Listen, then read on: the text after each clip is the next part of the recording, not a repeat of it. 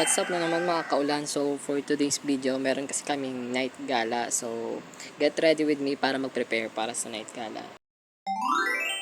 Our first step, kailangan muna natin mag-moisturizer. Kasi pag nagme-makeup ako talaga, simple makeup lang para sa mga lalaki. Mag-moisturizer talaga para hindi mamuo yung makeup sa mukha mo. And bukod doon, marami rin ako mga vlogger na napapanood na mga lalaki na nag-makeup. Katulad ni Kuya Ivan, si Kuya Ivan Pua. Tapos minsan, yung mga basic makeup nila Kuya Pao Alicarte, pinapanood ko talaga yun kasi napaka-astig. Kung may nagtatanong bakit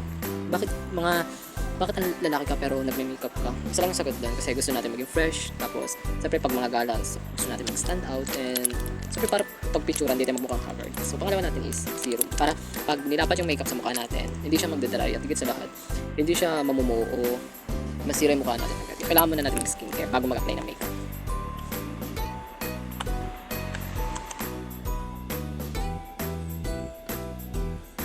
Yan, tapos nag-apply din ako ng sunscreen pag nagme-makeup ako para kahit makulas yung makeup mo, hindi agad masisira or mag-haggard yung mukha mo.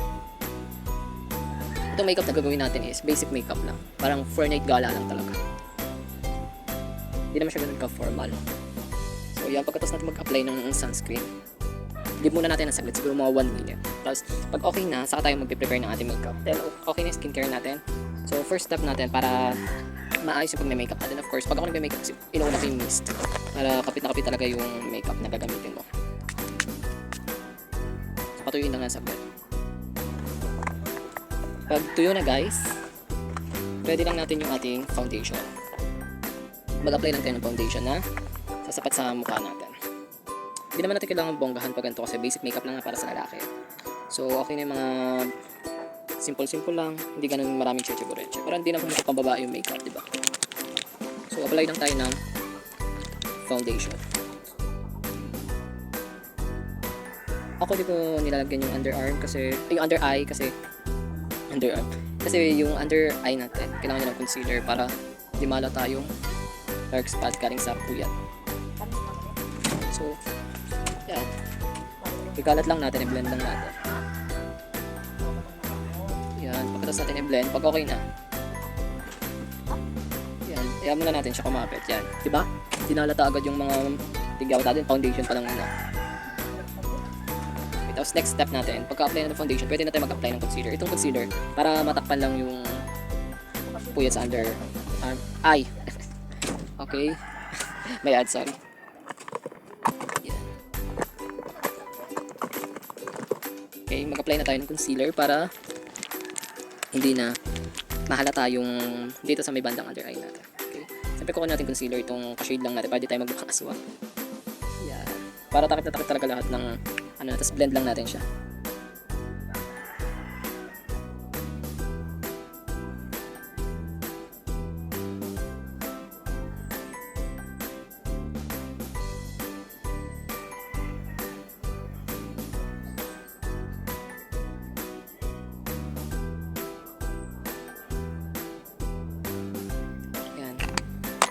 Kadami. Ayan, pagkalagay natin, biblend lang natin siya sa natin gamit yung sponge para hindi ganun ka puting-puti.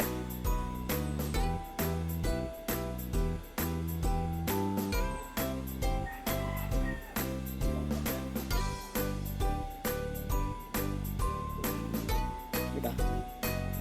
Para pumantay lang sa mukha natin. Ayan. Tapos lagyan din natin ito para pantay. So, leeg.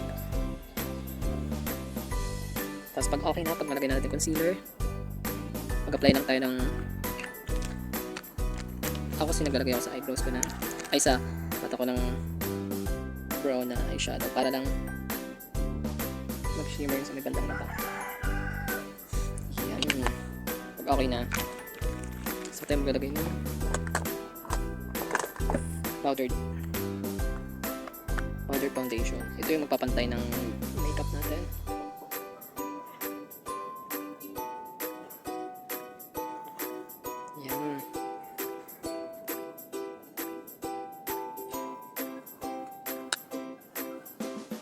So, pantay na yun guys. Yan.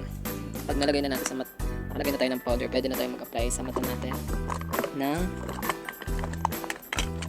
para sa eyeshadow naman. Okay, for eyeshadow, mas gusto ko yung simple lang, yung shades mo lang na ganito. Yan. So, shimmer.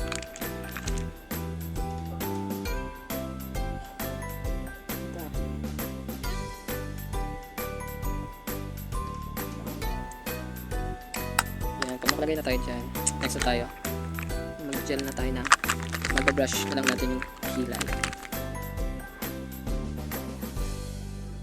Yan, for our... Ay, ako kasi naglalagay ako ng ganito, pero maliit lang naman. Sa dulo lang ng mata. Para astig lang.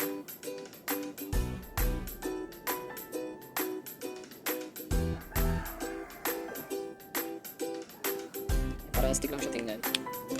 So, next maglalagay tayo ng powder blush. So, paglagay ng powder blush, ay ng blush muna, liquid blush muna. Lalagay tayo konti lang para balance mo sa mukha. By the way, yung gamit kong liquid blush, ito yung white na pag in-apply mo, kahit konti lang, siguradong magpa-blush na konti.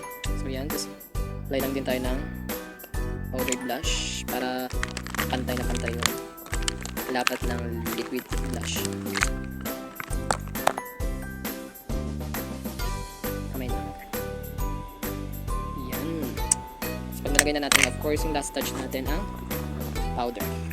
Para pantay na pantay talaga yung ano lang, yan, powder lang tayo. Makamta ka kayo kung bakit makapal yung powder. Hindi yan makapal kasi magsaset pa yan. Yan. Inuuli ko sa akin yung lip tint kasi para mukha lang siyang wet. Yung mukhang kissable lips lang siya. Nilagyan rin natin sa leeg natin para pantay lang mamaya. Yan.